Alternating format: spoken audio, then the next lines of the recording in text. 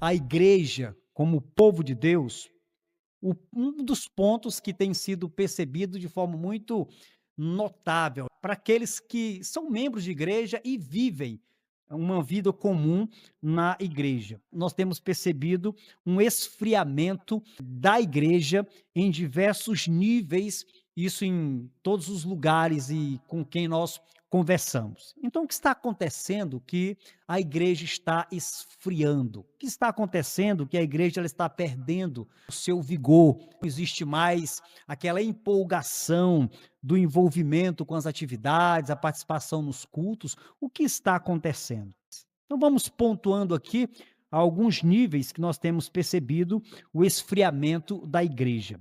Primeiro, nós temos percebido um declínio espiritual dos membros que a compõem. Para que nós possamos fazer com que o amor em trabalhar na igreja, o amor em servir na igreja, e para que possamos trabalhar para cultivar esse amor, o interesse, o ânimo, cultivar a dedicação no serviço, a gente precisa identificar o que é que está causando o esfriamento. Então, esse é um ponto muito importante. Então, primeiro eu quero trazer aqui o declínio espiritual.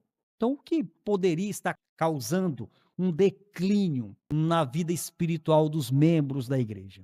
A resposta que nós buscamos encontrar nas Escrituras, primeiro diz respeito ao pecado, né? Quando nós falamos de pecado, nós falamos de tudo aquilo que é contrário à vida de um cristão, tudo aquilo que é contrário à vontade de Deus para aqueles que o seguem, tudo aquilo que quebra a ordem, quebra os princípios e a lei de Deus. O pecado seria a quebra da lei de Deus. No caso, nós estamos falando aqui da palavra dele, das escrituras, da Bíblia. Então, nós temos visto um declínio espiritual muito grande. Em Mateus capítulo 24, Jesus, ao falar sobre sinais que apontam para o retorno dele e para o fim dos dias, ele menciona em Mateus capítulo 24, versículo 12, de que por se multiplicar o pecado, por se multiplicar a iniquidade, o amor se esfriará de quase todos. Então, o próprio Cristo, ele parte de um pressuposto de que o amor, ele pode esfriar. Quando nós olhamos para a igreja evangélica e percebemos um esfriamento na dinâmica, na vida comum dos membros, na ausência da participação dos trabalhos, na ausência no envolvimento das atividades, e praticamente a igreja, ela tem perdido a sua vitalidade e o seu vigor, uma das causas que leva a esse esfriamento ou esse declínio espiritual é o que Cristo chama de a multiplicação da iniquidade, o aumento do pecado.